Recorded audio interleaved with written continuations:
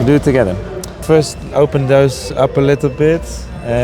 Well, let's check if those eyelets fit in immediately. Oh, they're smooth. Okay, that's. So now you can just put them in one by one. Yeah. Can I give that to you? Yeah. So you put them on the tip of the screwdriver and put them in.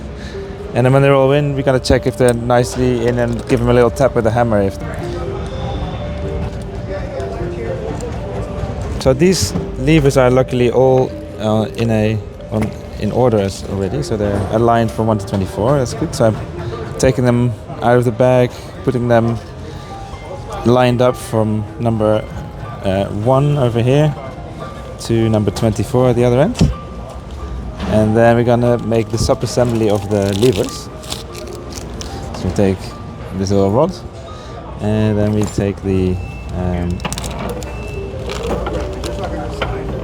little O-rings, and we're gonna make a shashlik, like a chicken shish. So we're starting with the mechanism connectors on the sides. So there's these two things that sit on either side of the mechanism. Stick this one in, and then at number 24, and we go one by one. So a little ring, 23, and 22, 8, 7, 6, and lift off. There we go. So that's the lever rig done. So you can see all the cam shapes are slightly different. That's how the mechanism works basically. Put this aside. And when you kind of look through the holes, whether there's no kind of deformed eyelets, they all look fine. And from the side, whether nothing is sticking out, and we're gonna give them a few taps so that they're in nicely.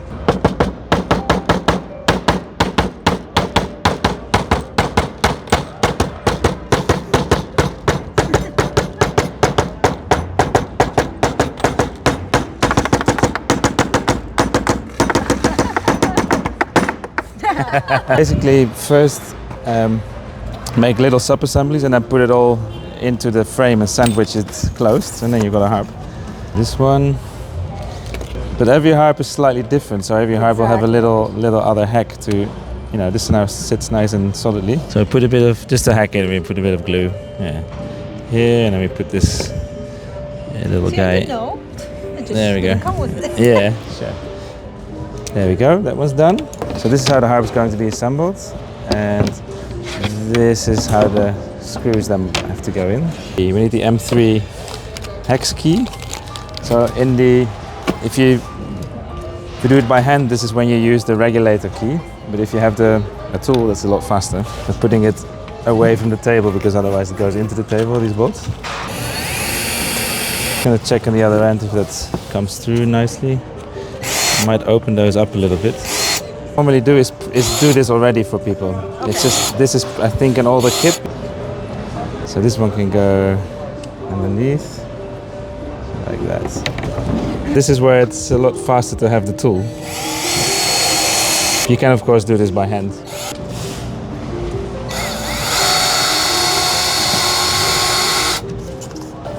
Yeah.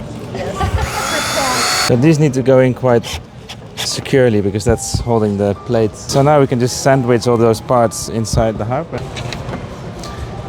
Yeah, so these are so every harp is a bit different. So these are quite loose. So I have to, so they're not going to stay in when I rotate it down. So I have to do like a very fast move, like this. And first having them off the table and then sliding them on. So this one, put it in and then slide it on the table. So here like this. This.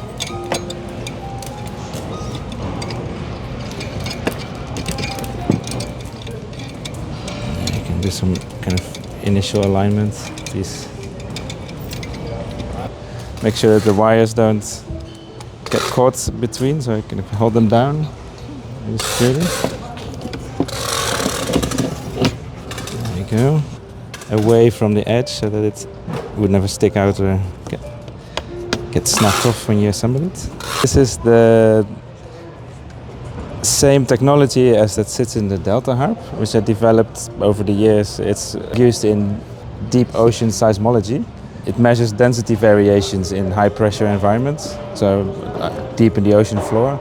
But you can also use it to measure the density variations in wood, and that's how you can transfer it into something that picks up vibrations in an instrument. Specifically well suited for instruments with large surfaces or large arrays of strings. For the Harp-E I made like a simple version that doesn't have all the tone control and volume control buttons, but does the same quality of sound pickup. Yeah, so it's a self-shielding, continuous native pickup. So it looks quite simple with this one wire. That's also why it works so well, because it's so simple. Quite an advanced bit of tech inside, but first gonna put this bit in the right spot. Trick, you kind of... It's all kind of holding itself together under the tension of the strings later, so there's no nails or anything to put this together, so you kind of fit it in, and now it's there. And this one goes on top, like a sandwich. A little bit of tape here to make sure it stays in place. It's just temporarily. They're pretty lightweight. Could we wrap them? So this is where we put the stand inside, make sure it fits.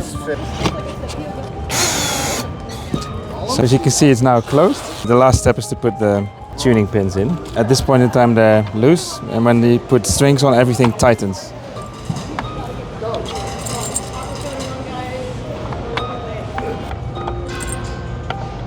And then this is the last step, a screw control. So make sure that you don't screw them in too tightly. This is like a two-pack. It's a two-pack for that. It's important that you put the force straight down, so lean on it like this. And then start slowly and make sure that the thread catches in the wood, and then slowly speed up.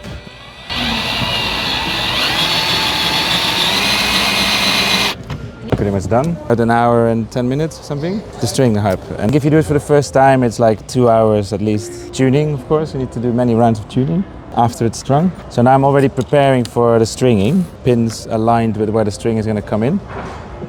And also feeling if the pins run nice and smoothly, not too much resistance and also not too little resistance, so that the string has to stay on and not unwind. If you have a frame that is thicker coating, then this might be a little tight, you know.